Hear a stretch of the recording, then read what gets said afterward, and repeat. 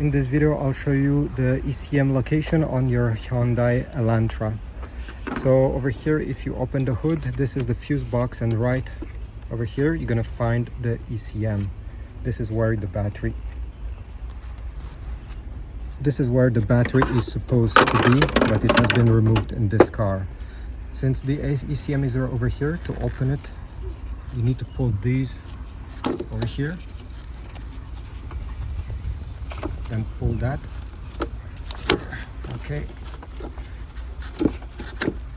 and this is how you remove the plugs. Same thing on this side, pull all the way,